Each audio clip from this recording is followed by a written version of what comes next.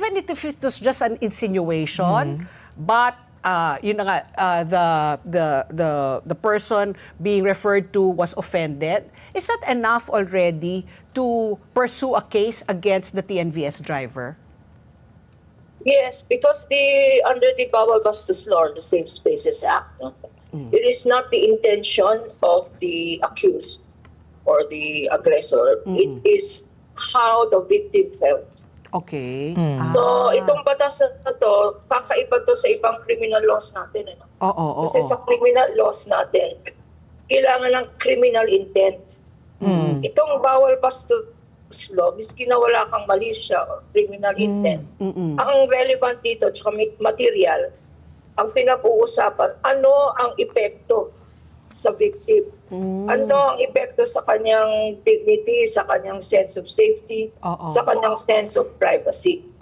That's why napaka-importante nitong batas na to. Kasi kakaiba to sa revised penal code on sexual harassment, sa special law on sexual harassment in the workplace. Ito talaga hindi kailangan ng criminal intent. Basta na-offend yung ang tawag po doon, biktima, sapat na yon, no, para i-pursue. Okay.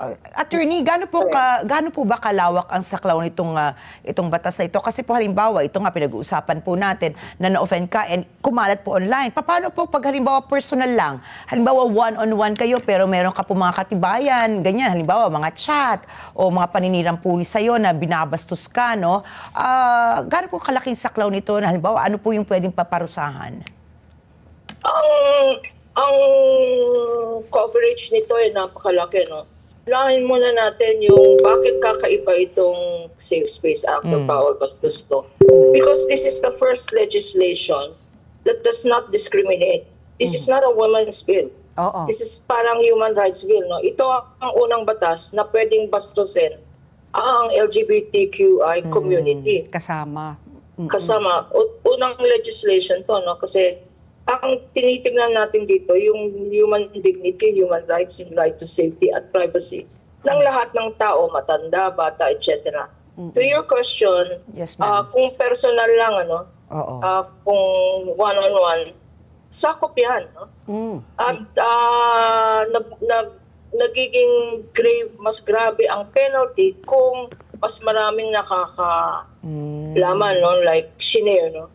So, bagong aspect yun. Higher degree ang penalty kung nasa cyberspace, no?